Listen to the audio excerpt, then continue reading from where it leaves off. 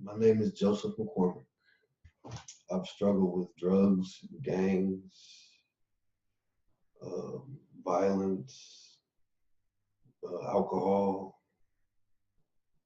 life.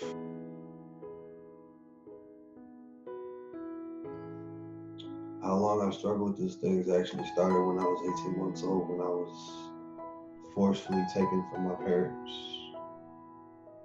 and put into foster care, boys' homes, residentials, mental hospitals, and prison. The first time I used drugs and alcohol, I actually drank my first beer at 6 years old. Snuck it out of the fridge from my foster dad. And the first time I used drugs, I was 13 and I smoked marijuana for the first time. I've been locked up, honestly, way too many to count. From 13 to 25, I've been out of incarceration at most 5 years. The kind of life I had in the world, honestly, it's been rough. At 18 months old, I was taken away from my parents, placed at my grandmother's. And my grandmother was falsely accused of molesting us, and we were placed in foster care. I was abused mentally, physically, sexually, and emotionally. At 7 years old, I went willingly homeless from 7 to 10. At 9 years old, um, a street organization actually took me off of the streets and put me in one of their homes, clothes on my back, food in my stomach, and that's actually how I started selling drugs. They put drugs in my pocket and a gun on my waist and said, "You can't go to school.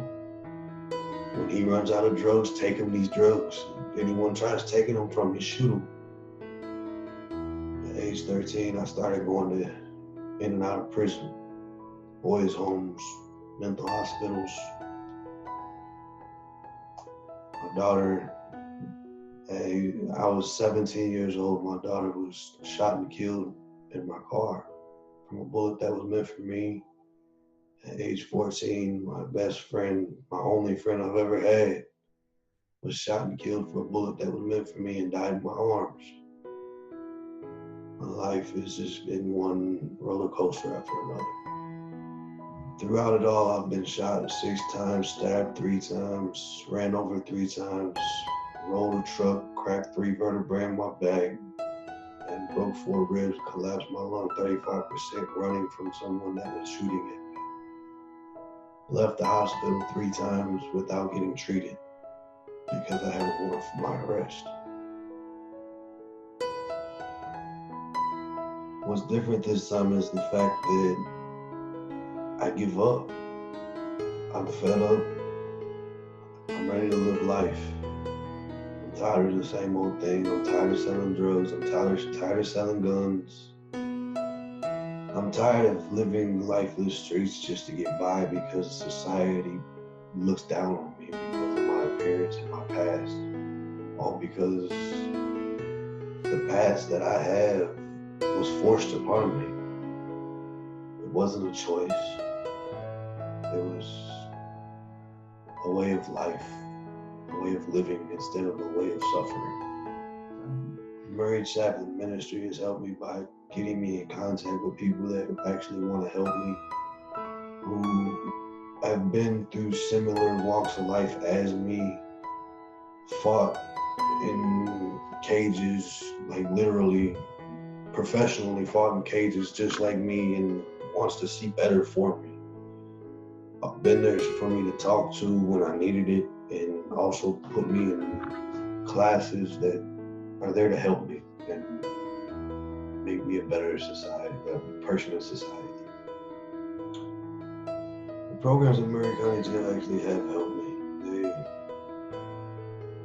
helped me realize that not everybody in the world is down and out to get me. They're just misunderstood just like I am. And they're helping me actually become a better person. I came in this jail this time a lot more humble than I was last time I was here. Last time I was here, I was actually, for lack of better words, hell on wheels. Fighting COs, fighting inmates. This time, honestly, my brother dying actually humbled me a lot. The last time I was in the Inside Out class, he was actually in the class with me, which makes it even harder. But the class, it also helped me open my eyes more because it makes me want to listen, want to become a better person, and want to be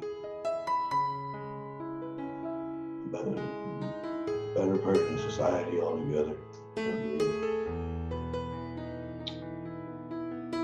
The jail this time compared to the past time, back in 2016, they were just rude, arrogant. This time, there's a lot more COs that are actually trying to help you. There's a lot more to offer than there was last time. More jobs, even though you don't get paid for them, but there's more activities basically for inmates and more respect than there was last time for the most part. I will say that. But my plans are for when I get out are basically find a new beginning, get a job, and focus on myself for a change rather than trying to please everybody around me. Pleasing everybody around me usually puts me back in jail because I keep the wrong people around me. They always want the negative things that I've always been able to get. Drugs, guns, and the fast money and fast women. I don't want that no more. But it's time to give it a rest. The world can pray for me. Honestly, I can get out and start over and have a better life. I want to have my daughter back in my life. I've seen her 3 months out of her whole 7 years because my baby mama won't let me. My firstborn, I lost her. I don't want to lose another one. I want a new life, a new beginning, tattoos removed, start over if I can.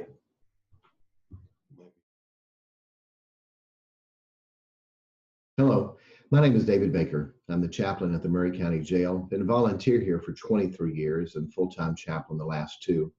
The video that you just watched and others that you'll see are men that we are trying to help, trying to reach for the Lord, trying to make a difference in their life. These people are real. What they have gone through in their past is not an excuse for them to do wrong now. They are responsible for their own behavior. They understand that, and we understand that. To see the amazing situations that they've been through in their life helps us to realize they do need help. They do need the Lord. They do need mercy. They do need compassion. They do need grace. I cannot imagine having to go through what some of these guys have gone through. I struggled enough and had a good mom and dad and had good church and things to grow up in. And so I wanted you to be able to hear from some of these people. A lot of times people ask, what do you do? How are you trying to help these guys? We thought letting you hear the stories and see them one-on-one would be a help. Thank you for taking time to watch this. I hope that you'll pray for each one of these men and all the people that we're trying to work with, and we'd love to have your support. We do not take any money from the county, from the state, from the federal government. Everything is donated by businesses, by churches, by individual people who care and want to help. We'd love to have your support. If you would, just click on the link, go to the website, and donate. We'd sure appreciate it. God bless you and take care.